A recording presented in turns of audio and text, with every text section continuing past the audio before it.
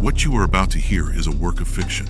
The people, places, and events depicted in this story are products of the author's imagination or used fictitiously. Any resemblance to actual individuals, living or deceased, or to real situations is purely coincidental. These stories may explore themes of crime, injustice, and human suffering. While fictional, they reflect real emotions and difficult truths that some may find disturbing. Listener discretion is advised.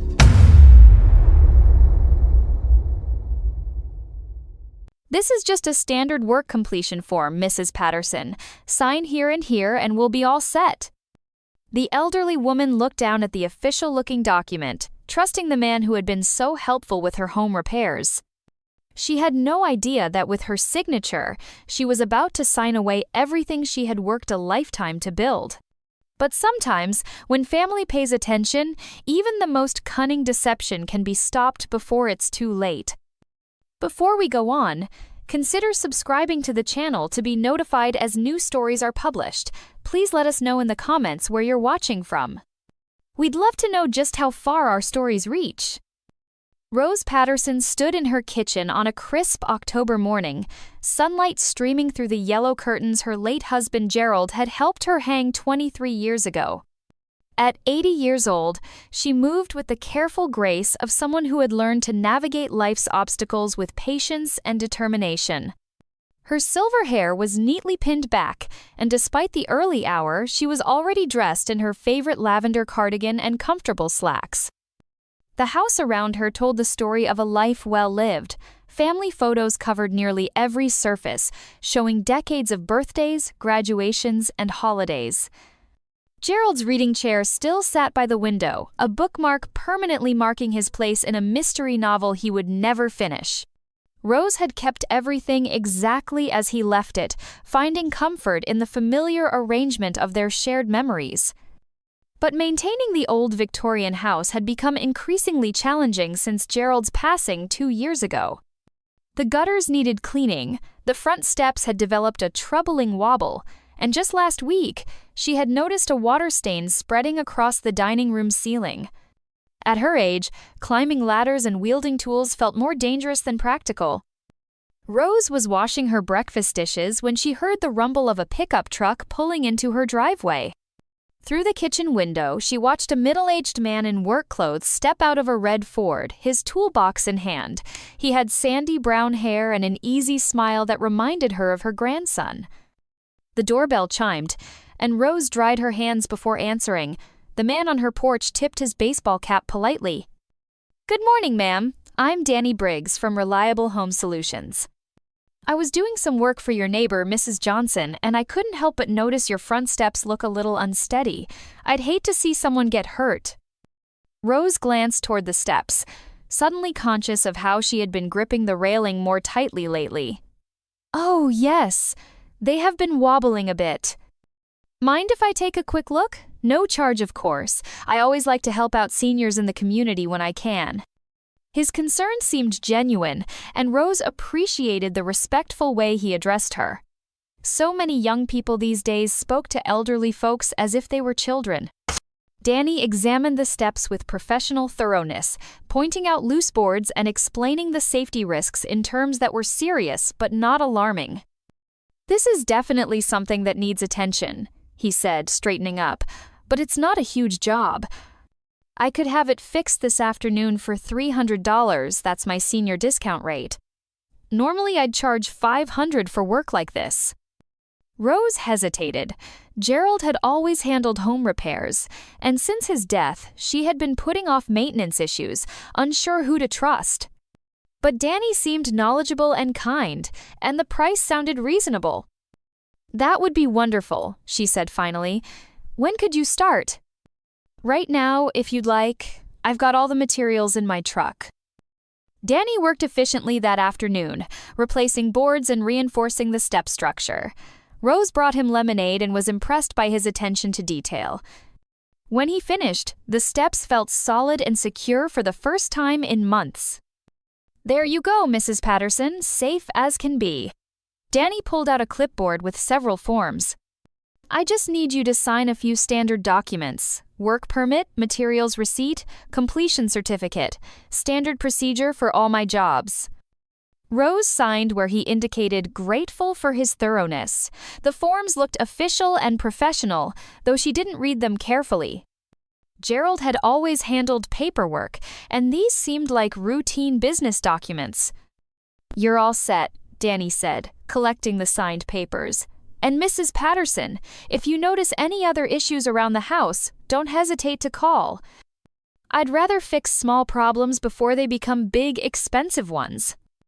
3 weeks later, Danny was back. This time, he knocked on Rose's door with a concerned expression. "Mrs. Patterson, I hate to bother you, but I was checking my work on your steps and noticed something troubling. You've got water damage starting in your foundation. It's not visible from inside the house yet, but if we don't address it soon, you could be looking at serious structural problems." Rose felt her heart sink. "How serious?" "Well, it's not an emergency today, but foundation issues can escalate quickly. The good news is, I caught it early. I can fix it for $4,000. Again, that's my senior rate. A big company would charge you twice that." The amount made Rose's stomach clench, but the thought of her house falling apart around her was even more frightening. She had some savings, money Gerald had left, to ensure she could maintain their home. "I suppose if it needs to be done," she said uncertainly. "It does, Mrs. Patterson, but I can work out a payment plan if that would help. Let's start with half now, and you can pay the rest when the work is completed." Danny began the foundation work the next day, and Rose noticed he always arrived when her son Michael was at work and her daughter-in-law, Jessica, was busy with her real estate clients. He seemed to prefer working without an audience, which Rose attributed to his professional focus. The work dragged on for 2 weeks, and Danny presented her with more paperwork, additional permits, change orders, material upgrade forms. Each document looked official and necessary, and Rose signed them trustingly. The language was complex and filled with construction terms she didn't understand, but Danny always explained them as standard industry requirements. Meanwhile, Jessica Hartley was beginning to worry about her mother-in-law. As a real estate agent, she understood the importance of home maintenance, but something about Rose's recent repair projects didn't sit right with her. During their weekly lunch, she noticed Rose seemed anxious when discussing the work. "The foundation repair is taking longer than expected," Rose confided. "Mr. Briggs says they found additional damage once they started digging." "Additional damage?" Jessica raised an eyebrow.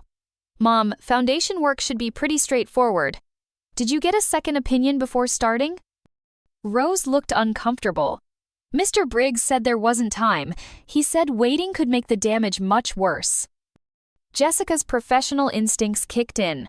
She had seen too many cases of contractors taking advantage of elderly homeowners. "Would you mind if I took a look at the work? Just to put my mind at ease?"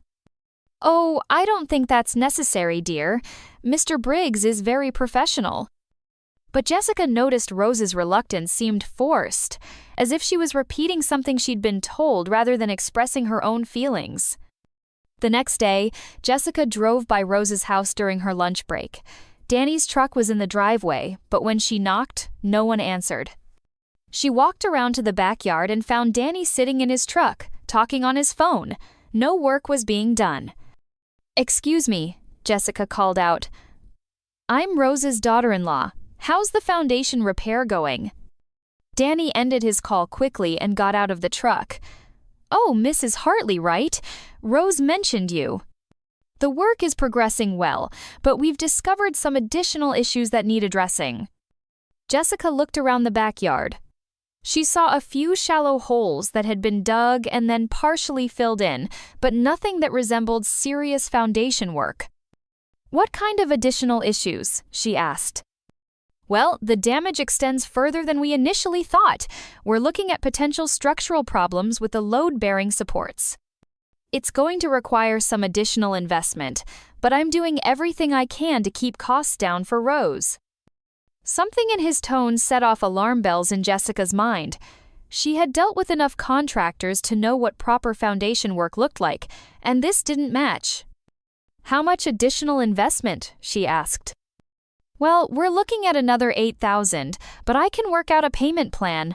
Rose has been very understanding about the complexity of the situation. $12,000 total. Jessica felt her jaw tighten.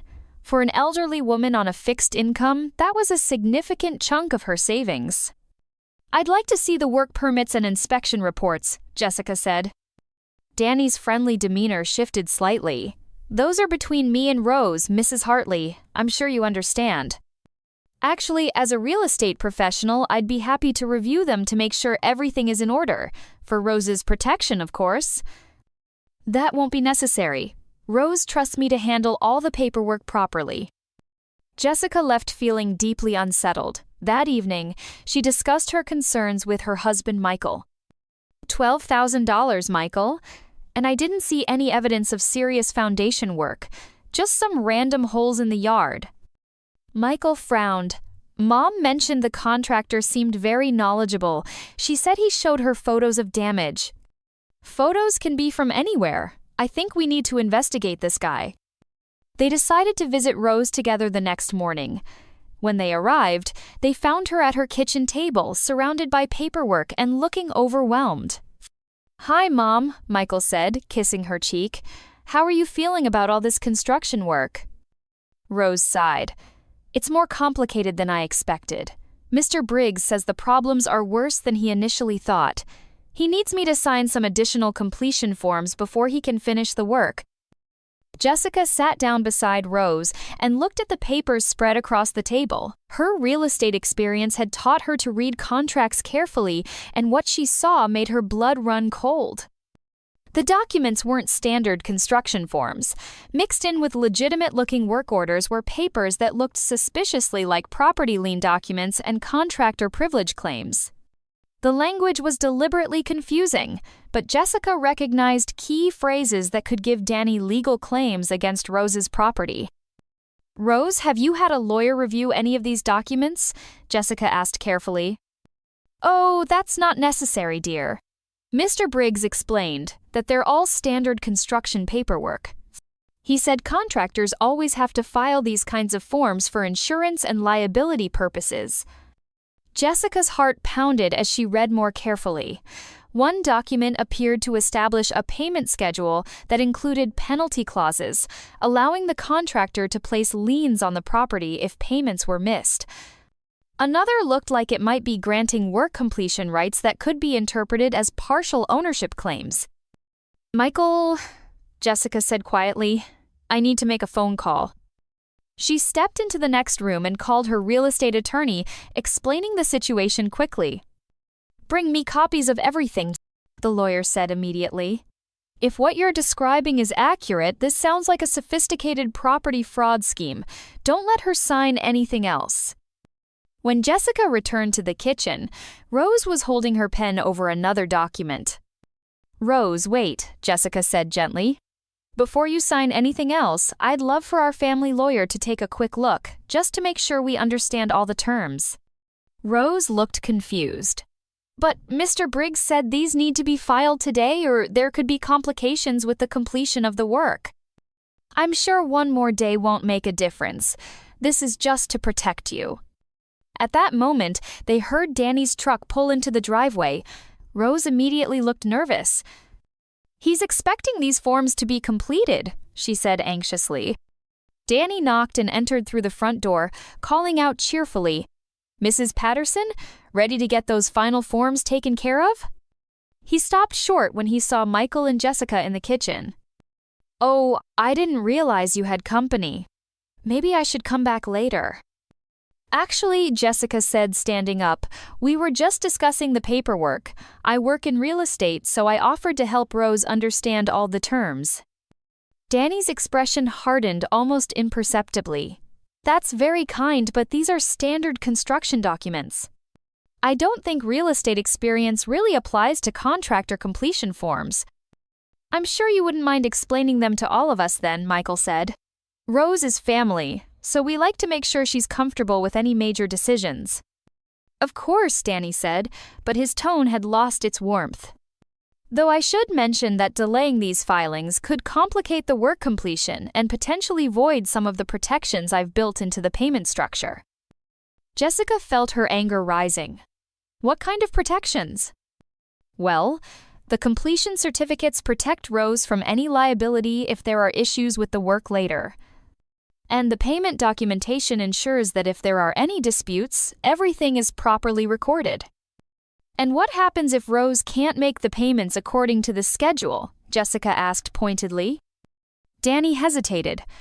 Well, like any contractor, I would have to protect my investment in materials and labor, but Rose and I have worked out very reasonable terms. Terms that include potential claims against her property? The friendly mask slipped completely from Danny's face.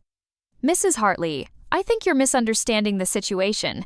Rose and I have a business relationship based on trust and mutual respect. If you're going to interfere with that, perhaps Rose should find another contractor. Perhaps she should, Jessica said firmly. Rose looked between them, clearly distressed by the tension. Please, I don't want any conflict. Mr. Briggs has been very helpful. Rose, Michael said gently, why don't we take a day to think about this? There's no rush, right? Danny stepped forward. Actually, there is a rush. The permit deadlines are very specific, and if these forms aren't filed today, Rose could face penalties from the city. I've been trying to protect her from those complications. Jessica had heard enough. What permit office? I'll call them right now to confirm the deadlines. That won't be necessary, Danny said quickly. Look, I can see this family has trust issues. Maybe it would be better if Rose found someone else to complete the work. Of course, she'll still need to honor the payment agreements for work already completed, and there may be some complications with the incomplete permits. The threat was subtle but clear. Jessica felt her protective instincts surge. I think you should leave now, she said firmly. Rose doesn't need to sign anything today. Danny looked at Rose. Mrs. Patterson, you understand that walking away from the project at this point could create legal complications for you, right? The work completion documents we've filed create certain obligations. Rose looked frightened and confused. I don't understand. It's okay, Mom, Michael said, putting his arm around her shoulders. You don't have any obligations that can't be resolved. Danny gathered his papers with obvious anger. Mrs. Patterson, I'll give you 24 hours to reconsider. After that, I'll have to file the completion documents as they stand, which may not be in your best interest. After he left, Rose sat down heavily at her kitchen table. I don't understand what just happened. He seemed so helpful and honest. Jessica sat beside her and took her hands gently. Rose, I think Danny has been taking advantage of you. The papers he had you sign aren't standard construction documents. Some of them look like they could give him legal claims against your house. Rose's face paled. Against my house? But I was just paying for repairs. I know, and that's exactly what he was counting on. He mixed legitimate-looking forms with documents that could let him claim you owe him more money than the actual work is worth, or even that he has ownership rights if you can't pay. Michael was looking through the papers Jessica had photographed with her phone. Mom, how much money have you already paid him? $6,000 so far, Rose whispered, and he said I still owe $8,000 more. Jessica felt sick. Rose, a real foundation repair shouldn't cost anywhere near $14,000, and from what I saw in your backyard, he's barely done any actual work. The next morning, Jessica met with her attorney, who confirmed her worst fears. This is a sophisticated property fraud scheme, the lawyer explained. The documents he had her sign create a web of obligations and potential liens. If she had signed those final papers, he could have claimed partial ownership of the house or forced a sale to satisfy the supposed debt. What can we do? Jessica asked. We need to act quickly. I'm going to file a complaint with the State Contractor Licensing Board and report this to the police. Meanwhile, we need to document everything and make sure Rose doesn't have any further contact with this man. That afternoon, Jessica and Michael sat down with Rose to explain the situation fully. Danny Briggs isn't even his real name, Jessica said gently. The attorney found that he's used multiple identities to run similar scams on elderly homeowners. His real name is Daniel Morrison, and he has warrants out in 2 other states. Rose looked devastated. I just wanted to keep the house safe. Gerald would be so disappointed in me. Gerald would be proud of you for trying to maintain your home, Michael said firmly, and he'd be grateful that we caught this before any real damage was done. But what about the money I already paid him? We're going to fight to get it back, Jessica promised. And the work he did on your steps was actually legitimate, so you did get something for part of what you paid. The next day, Danny showed up at Rose's door as promised, but this time he found Michael and Jessica waiting for him, along with 2 police officers. Mrs. Patterson? Danny called out, ignoring the others. I'm here to get those completion forms signed. Officer Rodriguez stepped forward. Daniel Morrison, you're under arrest for fraud and attempted theft by deception. Danny's confident demeanor crumbled. I don't know what you're talking about. I'm a legitimate contractor doing legitimate work.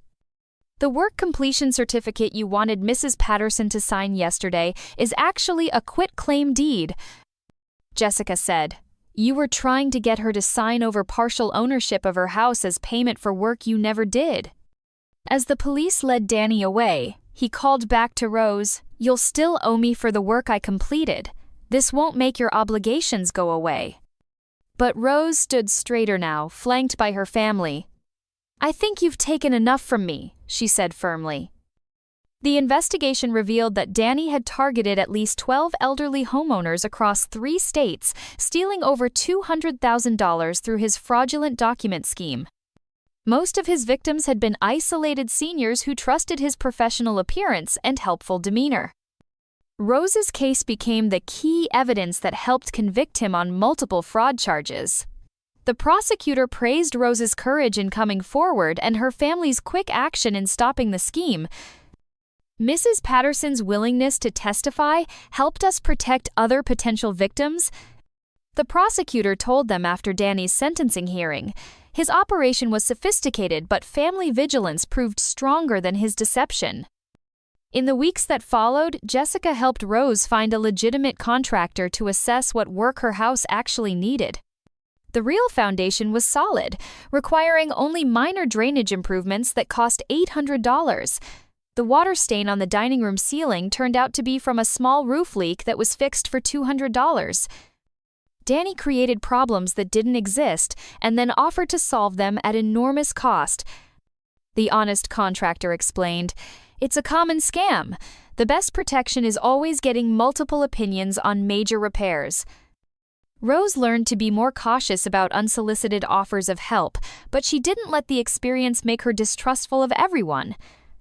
She joined a community group that helped educate other seniors about common scams, sharing her story to help protect others. 3 months later, Rose stood in her backyard at a family barbecue, watching her grandchildren play on the lawn. The real foundation work had been completed properly, and her house felt solid and secure.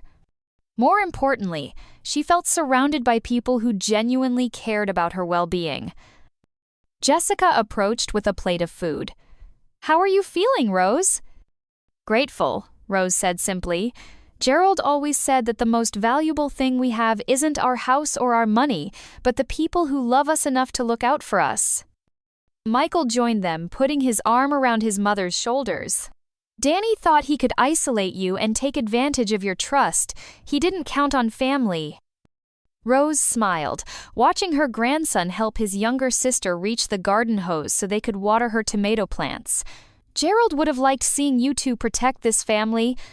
He always said the house was just wood and brick, but home is the people who care about each other. As the sun set over the backyard, Rose felt a deep sense of security that had nothing to do with foundation, repairs, or home maintenance. She had learned that the best protection against those who would exploit trust was having people in her life who had earned that trust through years of genuine love and care. The Victorian house stood solid around them, but the real strength came from the family gathered within its walls, committed to watching out for each other no matter what challenges might come their way.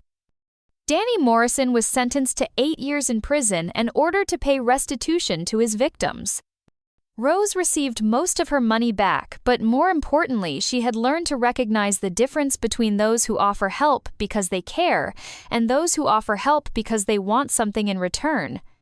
Her story became a cautionary tale shared in community centers and senior groups throughout the region, a reminder that wisdom comes not just from experience, but from having loved ones who are willing to ask the hard questions when something doesn't seem right.